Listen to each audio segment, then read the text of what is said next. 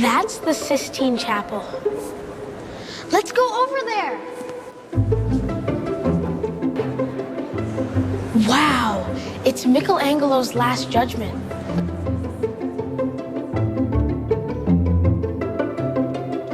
I saw this in a book. What's that thing on the ceiling over there?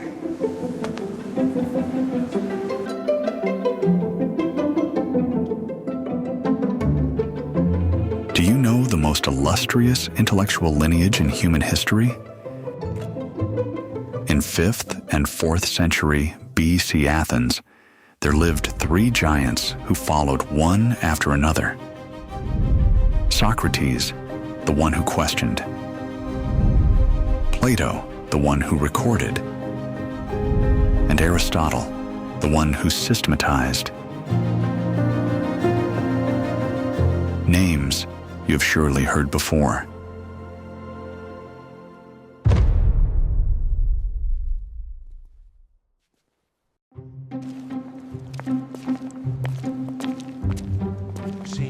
The master, Socrates, never left a single line of writing in his entire life.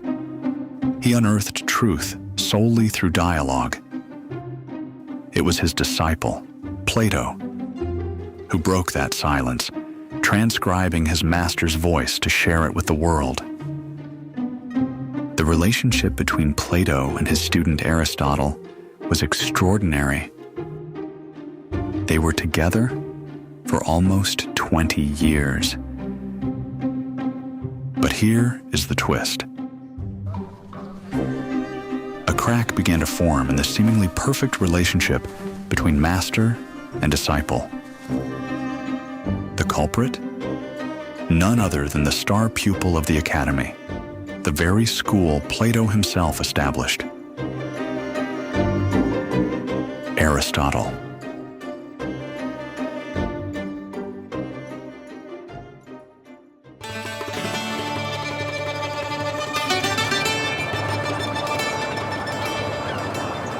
Fresh bread!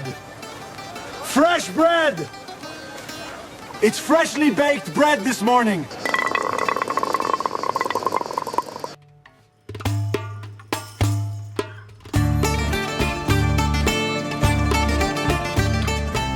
Aristotle was an outsider who arrived in Athens at the age of 17.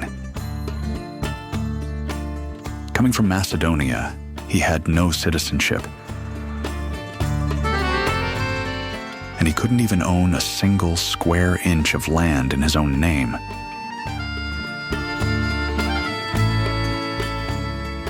He was a complete outsider. Yet, his talent was overwhelming.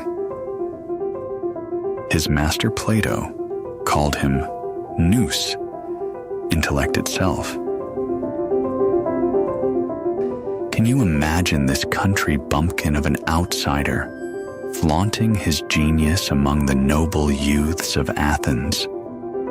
However, when intellect is exceptional, stubbornness often follows. His master, Plato, loathed art, calling it a fake that veils the truth. Poets must be banished from the state. In my to-do. He believed that stories paralyzed human reason. But the disciples' thoughts were different. As he left his master's side, Aristotle made a cold declaration. While both are dear of friends and truth, it is our duty to prefer the truth.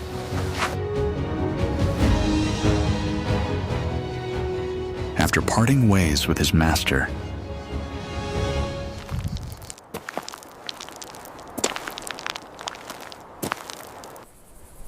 he returns to the vicinity of his homeland and encounters a meeting of destiny.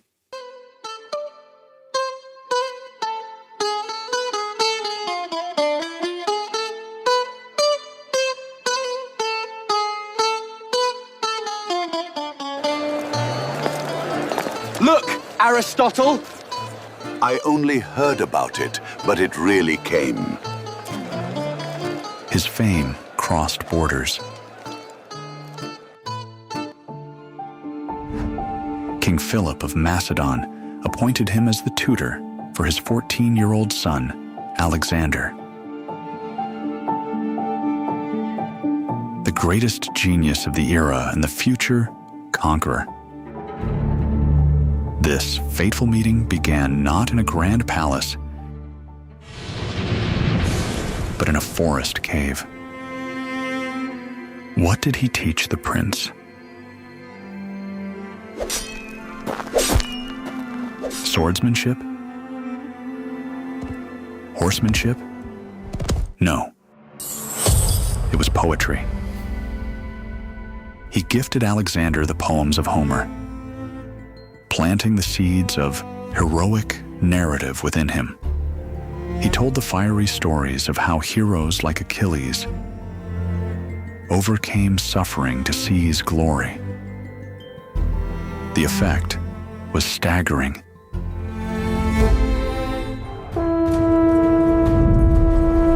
Macedonians! Forward! Later, even on the blood-soaked battlefields of his eastern campaigns,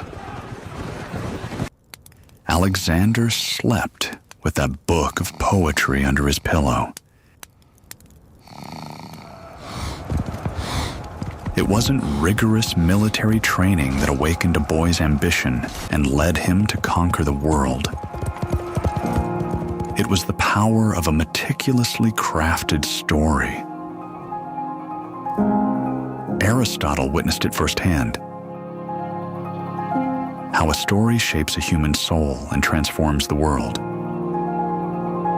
He summarized that spine-tingling realization like this.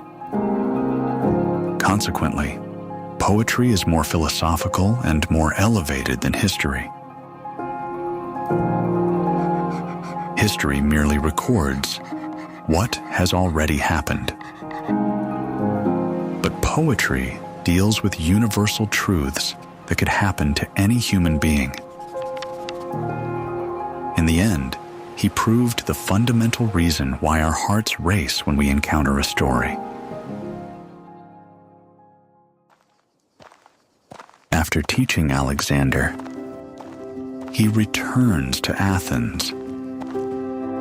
And there, in the woods near the city walls, he establishes his own school called the Lyceum. This place had a covered walkway known as the Peripatos. Aristotle loved to stroll and converse with his disciples there. This is where the name Peripatetic School, the walking philosophers, originated. Here, he laid the foundations for biology, physics, logic, and politics, disciplines we still study today. He was the father of all sciences, a giant who sought to systematize every fragment of human knowledge. And one of the records left at the end of this meticulous systematization is the Poetics. To Aristotle, Poetics was the blueprint for all content, including tragedy, epics, and even music.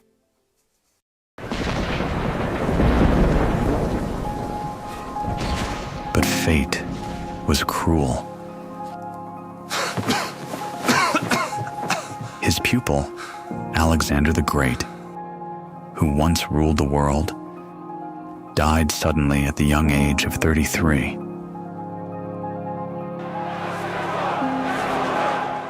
At that moment, a violent hatred toward Macedonia erupted in Athens. With Macedon! People were desperate to drag Aristotle, the king's tutor, to the execution block. Even in the face of this absolute crisis, he did not beg for his life. He chose escape to preserve the truth. It is because of this relentless obsession with truth that we are able to encounter the great legacy of the poetics today. Just a year after his escape, at the age of 62, he closed his eyes in solitude after falling ill. What happened to his great manuscripts after his death? Surprisingly, they were hidden in a deep cave in Asia Minor to avoid pillage and censorship. For 200 years.